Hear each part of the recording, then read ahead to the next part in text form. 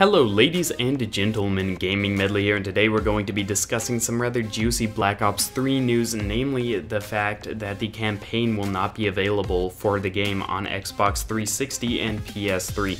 And a lot of people have been getting angry about this, saying that there's absolutely no reason why Treyarch, the developer, or Activision, the publisher, shouldn't include the campaign. Personally, I'm in two minds about this, so we're just going to discuss this issue a little bit.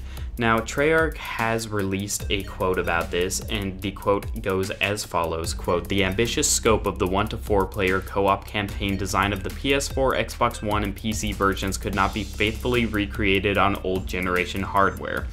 So essentially they decided to cut the campaign from the last gen consoles because they believed that they couldn't do their campaign justice on these last generation machines.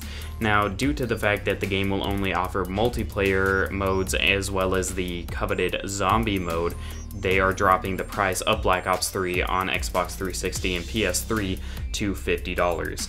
Now, personally, I think that they should be dropping the price at least a little bit more. Studies have shown that at least 85% of people who purchase the Call of Duty games actually do play through the campaign, which I can actually understand.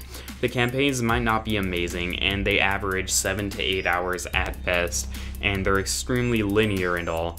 But still, if you want a nicely scripted cinematic experience from a first-person shooter, it's certainly better than Medal of Honor Door Fighter, especially with the latest advances in graphics and voice acting and motion capture that they've added to the game. I thought Advanced Warfare was actually pretty good, and I thought Black Ops 2 was pretty good campaign-wise. I didn't enjoy them a lot, and I don't personally know people who buy the game for the campaign, but some people might. And the reason this is an issue is because the game was available for pre-order before they actually announced that this drop of the campaign would be coming for the last generation consoles. There could be a few reasons for this.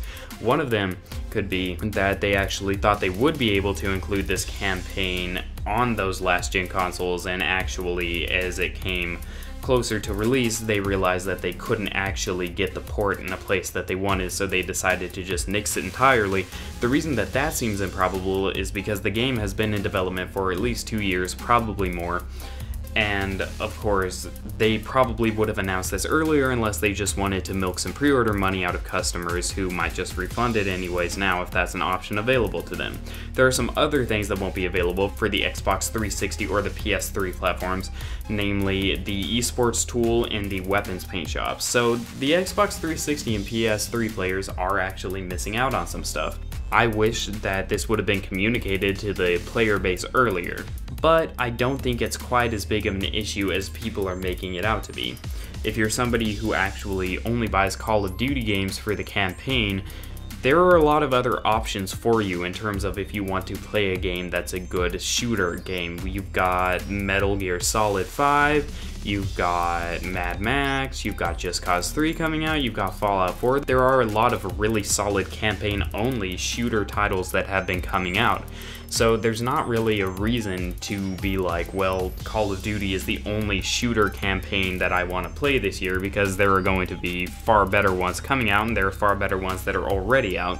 So I think the argument that perhaps Call of Duty is the only shooter campaign you could possibly want to play is a bit invalid. However, it is a bit anti-consumer, shall we say, and extremely negligent on the part of Activision and Treyarch to not have announced this far earlier.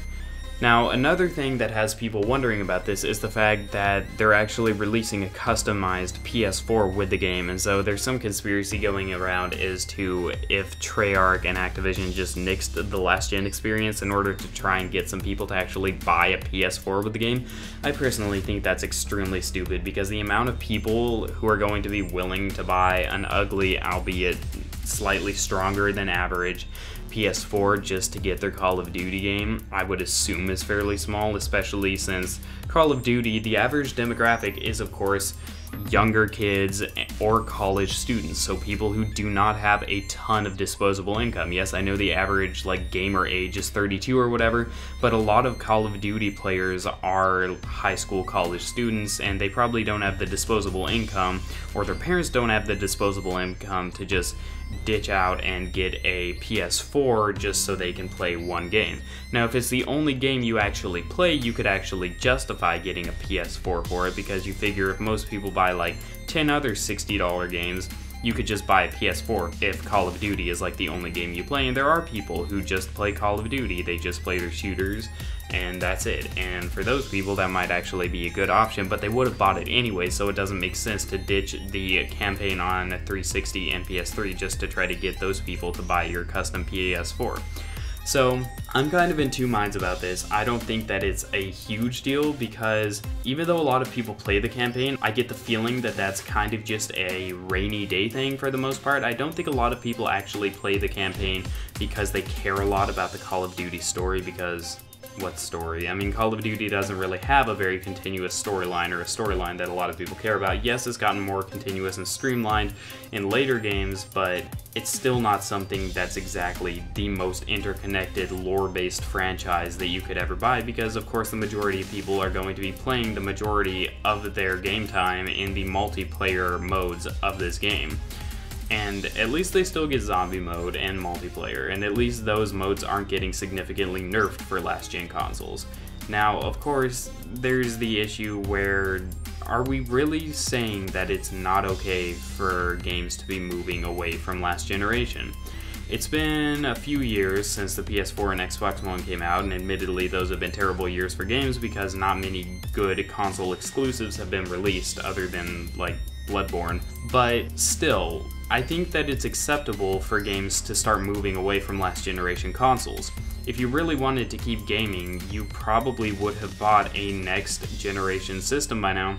And really, the I can't pay for it argument has become slightly more invalid than it used to be, because if you really wanted a next generation machine, you could have staved off buying games for a few months and saved up enough money to actually just go out and get one. So I don't think that it's an especially valid argument anymore to say that companies need to put their stuff on last generation consoles because so many people own them because they can't afford a next generation console. But I also get why people wouldn't have bought a next generation console yet, because there haven't been enough games yet or enough good console exclusives to necessarily justify going out and spending money on a PS4 or an Xbox One. Now, if this keeps happening where companies keep dropping significant elements of their games on last-gen consoles because those consoles just aren't powerful enough to handle it, I'm assuming we will see a lot more people going out and buying PS4s and Xbox Ones. If that's not the case yet, then, you know, whatever.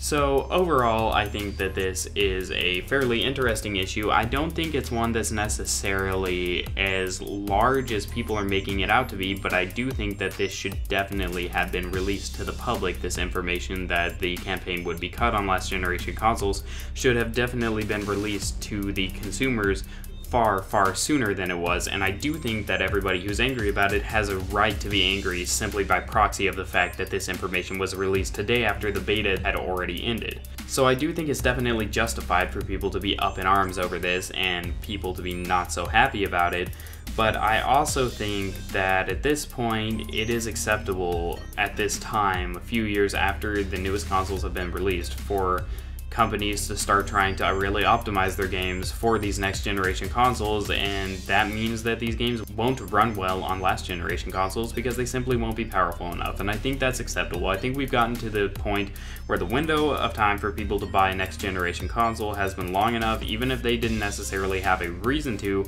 there are several games coming out like Horizon Zero Dawn, Mirror's Edge 2, etc., that will be far better on new consoles, and so I think it's acceptable for gaming companies to expect people to have bought a next generation console by now. So overall, it's interesting. They should have released the information earlier, but is it acceptable that they wanted to make their experience more next gen and therefore cut some stuff out of the last gen experience? Yes, their timing on doing so and announcing when they were doing so just wasn't correct. Alright guys, that's been my opinions and thoughts on this subject. Please leave a like, a dislike if you think the video deserves it, a comment, a sub, a share, a favorite, whatever you think this video deserves. Thank you so much for watching, and I'll look forward to speaking with you all next time. GM out.